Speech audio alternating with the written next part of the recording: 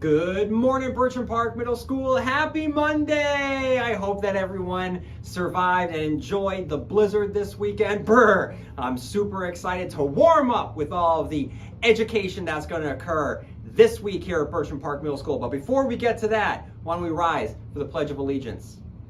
I pledge allegiance to the flag of the United States of America and to the republic for which it stands, one nation, under God, indivisible, with liberty and justice for all. You may be seated.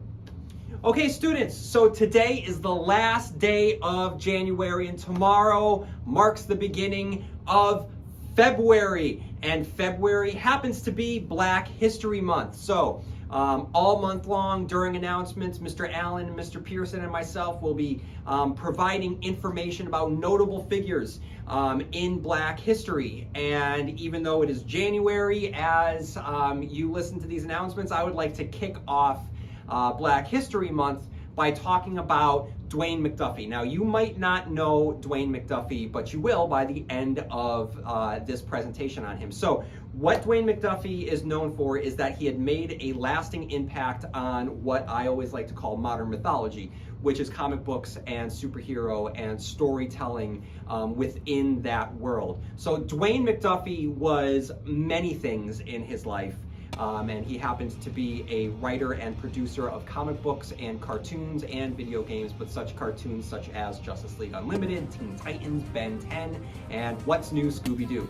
His comic work included writing Justice League, Firestorm, Fantastic Four, among others. But his lasting contribution will always be his dedication towards diversifying the pantheon of superheroes, which led to the creation in the 90s of Milestone Media, the industry's most successful minority-owned and operated comic book company. Milestone Media was created in the early 90s by a coalition of African-American artists and writers who had found that minorities were severely underrepresented in American comics and wished to address it. In one interview, McDuffie explained, if you do a Black character or a female character or an Asian character, then they aren't just that character. They represent race or that sex, and they can't be interesting because everything they do has to represent an entire block of people. You know, Superman isn't all white people, and neither is Lex Luthor. We knew that we had to present a range of characters within each ethnic group, which means that we couldn't do just one book. We had to do a series of books, and we had to present a view of the world that is wider than the world that we have seen before. Among its major characters, all of whom McDuffie helped create in collaboration with illustrators and other writers, are Icon, Hardware, all of whom are African American, Zombie, who is Asian American, and the Blood Syndicate, which is such a cool name, a crime-fighting group of men and women that included Blacks, Asians, and Latinos. But the most influential and impactful of his creations is the character known as Static, who went on to receive his own animated series for 4 seasons in the early 2000s, known as Static Shock. Static is a kid who received electromagnetic powers after exposure to a mutagen gas, and this show was the first time an African-American superhero was the titular character in their own show. Additionally, throughout the run, the show was nominated for numerous awards. Static is the alter ego of a mild-mannered teenager who uses secret electromagnetic powers to do valiant things. Mr. McDuffie named Static's alter ego Virgil Hawkins after the Black man who waged a mid-century fight to be admitted to the law school at the University of Florida, a process that eventually led to the desegregation of Florida's public university system. The character of Static has gone on to be a part of the larger DC Comics universe, which includes the characters of Batman, Superman, Wonder Woman, The Flash, and has been a member of the Teen Titans and Young Justice. And currently in development is a live-action feature film produced by Michael B. Jordan. Though Dwayne McDuffie is no longer with us, his greatest creation continues to endure and grow in new and exciting ways, which is the greatest tribute that a creator can have. After his passing in 2011, a committee of comics and animation professionals oversee the selection of winners for the Dwayne McDuffie Award for Diversity in Comics. To those who thought that comic books are an unlikely vehicle for advancing social justice, Mr. McDuffie's reply was simple. You don't feel real if you don't see yourself reflected in the media, he told the Chicago Sun-Times in 1993.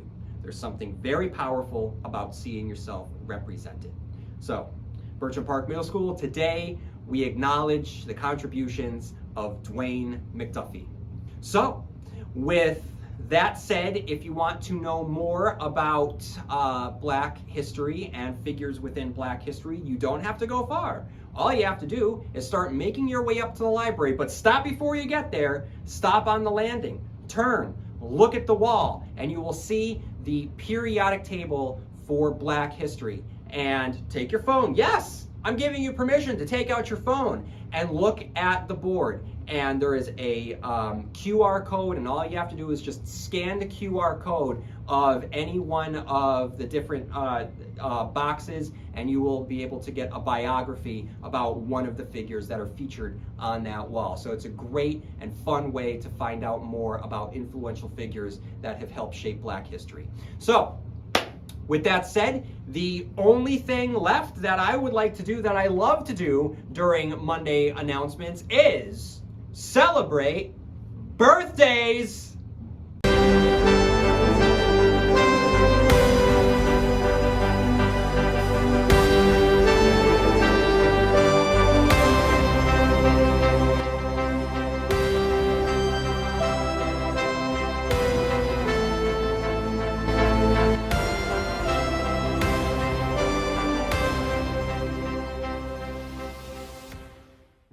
Okay, so let's give a big BPMS shout out to all of our BPMS beeps who are celebrating birthdays this week here at the best middle school in the USA. So, happy birthday to the following fine individuals: Jennifer Boyd, Hunter McAdoo, Timothy McGillicuddy, Juliana Perrone, Jason Casey, Colton Triba, Callie Klepecki, Ava Brady, Oliver Klatka, Grace Moore, Caroline Lyson, Miss Ferry, Miss Kavanaugh, Bobby Sheehan, and Ryan Williams. Happy birthday, everyone. I hope that this birthday is your best birthday yet, because you deserve it.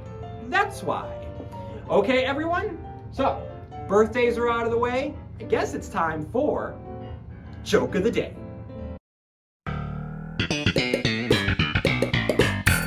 Welcome back to Joke of the Day, everybody. Welcome back. Now, I will not be giving Joke of the Day today. No, not today. Today, the Joke of the Day will be brought to you by Chris Gallant from 6th grade, who is here to tell us a Groundhogs themed joke, because this week we're going to celebrate Groundhogs Day and figure out just how many more weeks of winter we are going to have. I don't know. I don't know if Puxatawny Phil is going to see his shadow or not. We're going to find out. But in the meantime, Chris is here with a joke. So Chris, how you doing today? I am good. How are you? I am doing great. Thank you for asking. So, what's your joke? Why is it annoying to watch TV with a groundhog? That is a great question. Why is it annoying to watch TV with a groundhog? Because they always hog the remote. They always hog the remote. I get it, because they're groundhogs. That's a great joke. Thank you, Chris. So everyone, I hope that you have a great day today. I hope that you have a great week this week, and I hope that you make February your best month yet. And do not forget that we are the best middle school In the USA.